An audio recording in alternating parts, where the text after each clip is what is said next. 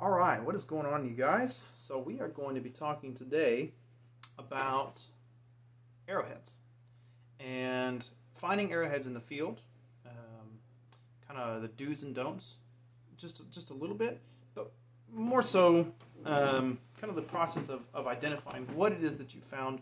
This is a response to a question that I was asked about how to know what kind of arrowhead this is and who to talk to about it. So the first thing that I would say is I actually have some of my some points that I have, some ancient points that came to me through different means. Some of them were illegal finds, that were seized and then returned to tribal communities that created those things, which is kind of always the preferred. Always the preferred course of action. You also have surface finds in here that people should say they found legally, right? But maybe their dad or their uncle found them. People that they knew, and they don't have any interest in them. So this person passes away. They don't want them. They reach out to us and they say, "Hey, do you want these things back?" Which is always a cool phrase to hear. So I have a couple of these things here, some examples of different types of points, whether they be large or very small, and kind of how to tell what you're looking at. Is it actually an arrowhead, right? So when we think about arrowheads, most often people are thinking about things like this, right? So stone points, they tip the front of hunting arrows like these, right? So you look at these points here. These points are meant to go hunt. Notice how small they are. Notice their thickness. Now these are a fairly closely matched set. So let me kind of get these all together here so I can show you their thickness is all relatively the same, right? Their length is all relatively the same. Their width is all relatively the same. So they're all relatively identical points. Very rarely, in the Ohio country at least, for Shawnee people, do we find identical points. We find similar points and point styles, of course. That's how we classify what we're looking at. So, take a look at, I'll use these three as an example. These are all the same style. Let's see if I can do this here. There we go. These are all the same style of point, right? Notice their characteristics in their base and the way that they're made. This one has a kind of a thinning flake in the hafting area. See that there? So these are all very much the same style of point, and very, very cool, very well made as well. So you look at like this point here. This is one of my favorites. Take a look at the flaking pattern on this guy, and just the cross section. I mean, it doesn't get much better than this, right? It even has some discoloration, and I can't quite tell, but it appears to be a surface discoloration from, say, hafting. This is another very well made one, the other one that I put up here.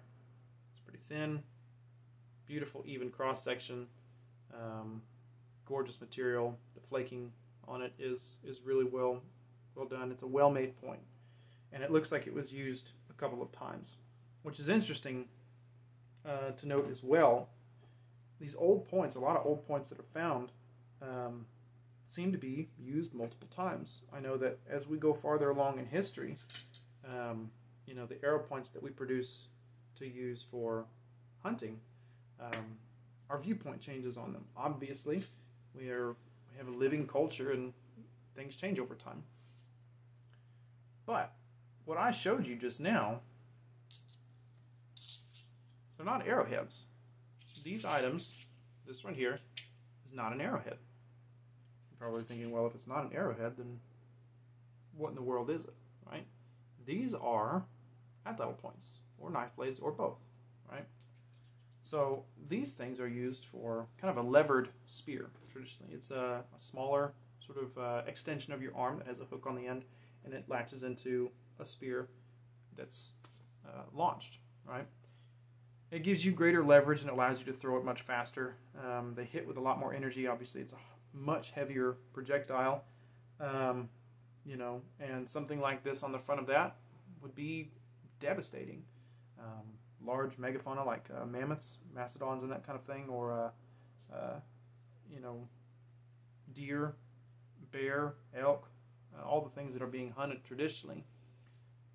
However, technology changes at one point in time with the introduction of the bow, and things like this start to come about. So this right here is one of my favorite points. I actually make very similar ones. It's one of the only notched points that I make. Very, very similar style to this. You see the tip is broken off. Part of this ear on this outside is also broken off. But it's extremely well made. It's made of agate, kind of a striped agate. It is a flake point, but it is flaked very minutely on both sides. Very narrow and beautiful flake scars that run past midway on both sides, and so it is flaked to its completion, you know, out of a usually probably a little bit larger piece. You also have things like this, which I'm not going to go into too much detail on, but this is a quartz crystal point. It's extremely thin, and it is also flaked on both sides across the face. See, it's also notched as well. It's broken. But I'm not going to go into much detail on that one because that one serves a very special purpose that doesn't belong on camera. So how do we know it's an arrow point, right? Well, the first thing I would tell you is think about the scale of the arrow that something like this would go on. So proportional to an adlateral dart, yeah, this is correct, right? I don't have any. I don't use adlatals. Nobody that I personally know, no native people that I know personally use adlatals. We abandoned that technology voluntarily thousands of years ago, right?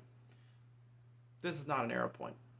This is something that you might see shot out of a bow in, you know, Avatar, the James Cameron movie, but not in North America, right? This right here is a spear point or knife point or both, because oftentimes they're attached to a foreshaft, which is removable. Now, foreshaft technology sticks around.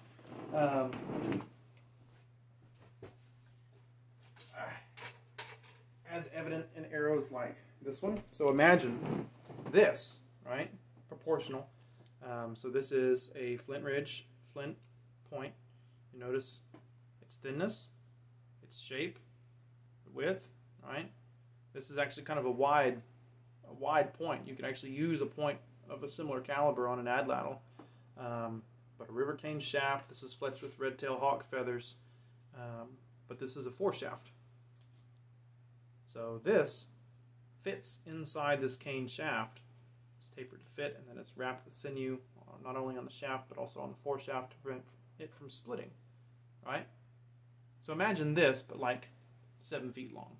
That's an adlateral dart. If that's not something that you're familiar with, that's kind of how that functions. There would be another shorter piece that you would hook into the end of this and throw it actually with your arm. So, proportional, think about this, right?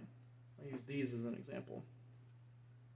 This is one of a set of 6 hunting arrows that I'm working on. Think about this. It's almost double the length, right? And check out the thickness as well. So it doesn't make much sense for this to be an arrowhead if it's definitely not going on an arrow, right? So you notice these are all fairly consistent. You know, these are a set of 6 hunting arrows that I'm working on. Most of them are made out of Georgetown flint. This one is made out of black novaculite, which is a gorgeous material, and I love working this stuff. So yeah, so that's kind of what that looks like. Think about it proportionally to an arrow, right? Imagine if you're looking at something that you found in the field, that you legally found on the surface.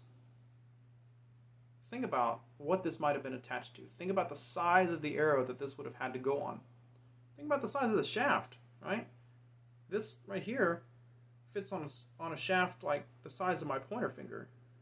That is one heck of an arrow, right? So that is what this point might have looked like hafted. It's pretty cool to think about, right? But that's not an arrow.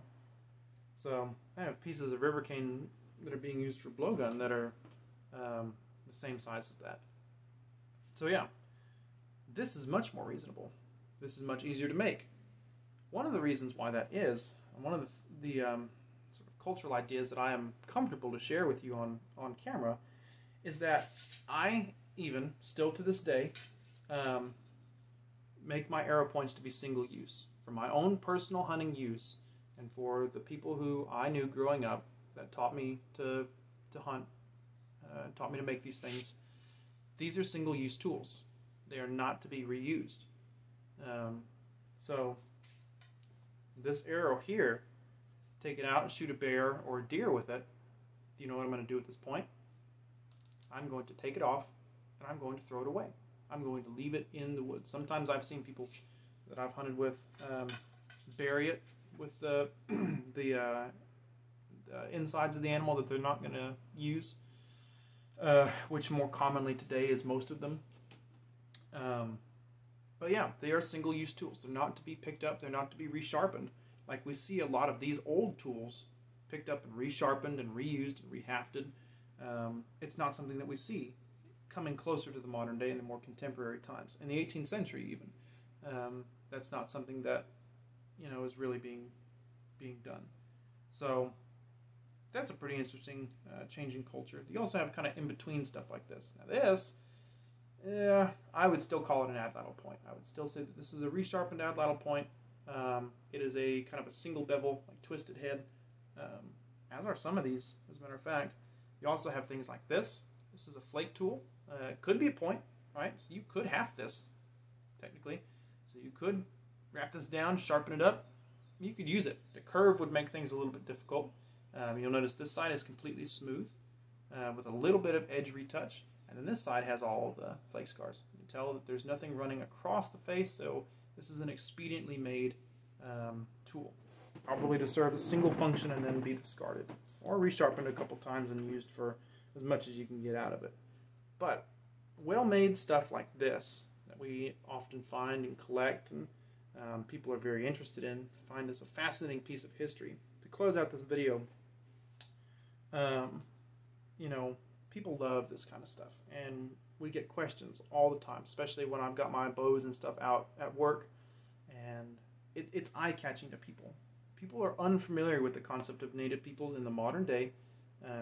They don't understand what they're seeing or why we're here or if we're even real, which is an interesting topic. So nobody asks me, are your bow and arrows real? But they'll ask me, are you real? Are you a real Indian? And it's an interesting question. I noticed that other coworkers that we have of different races don't get asked if they're real. You know, but the concept of a Native American, the concept of an American Indian person is so foreign to so many people. It's been so diluted, so corrupted by outside influences, our image, our culture, and our outward expression, that nobody knows what is real anymore. There have been so many dishonesties and so many impersonators over the years that people are used to seeing impersonators. People are used to seeing imposters and fakes and things like that. It's become the new sort of standard in Indian representation. And a lot of communities have had enough. And so one of the best steps that I can tell you to take if you find something in the field, if you want to know more about it, if it's a legal find, you know, like this piece of Knife River flint from the Dakotas that was found in the Ohio Valley, is to go and ask the people that occupied that territory traditionally, to reach out to them, their museums and cultural center, you know, Ask if they have any people who would be interested in identifying a point that you found in their territory, or if they would be interested in having that point. And they can either point you in the direction of people who might be able to help you, or tell you what the next best steps are for you to kind of go about either keeping that point or returning that point to where it belongs. So that is what I wanted to talk to you all about today.